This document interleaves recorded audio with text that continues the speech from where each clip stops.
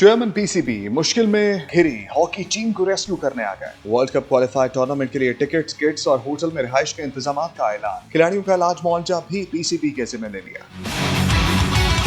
Lahore कद्दाफी stadium में मोहसिन नकवी से कौमी हॉकी टीम के खिलाड़ियों ने मुलाकात की। कप्तान अमाद शकील बट समेत दीगर सीनियर खिलाड़ी मौजूद थे। हॉकी खिलाड़ियों ने प्रो हॉकी लीग के दौरान पेश आने वाले नाखुशगवार वाकयात बारे आगाह किया। मोहसिन नकवी ने खिलाड़ियों से नारवा सलूक पर अफसोस का इजहार किया। कहा, आप खेल पर तवज्जो दें। चेयरमैन पीसीबी ने 6 कौमी हॉकी टूर्नामेंट्स में रनर अप आने पर खिलाड़ियों में 10-10 लाख रुपए के चेक भी तकसीम किए।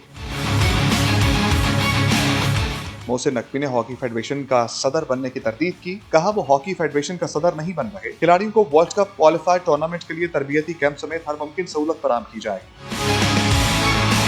दूसरी जानिब दौरा ऑस्ट्रेलिया से मुतालिक पाकिस्तान स्पोर्ट्स बोर्ड ने इंक्वायरी कमेटी की रिपोर्ट वज़ीर-ए-आज़म ऑफिस भेज दी। राय के मुताबिक रिपोर्ट में पीएचएफ को कसूरवार करार दिया गया।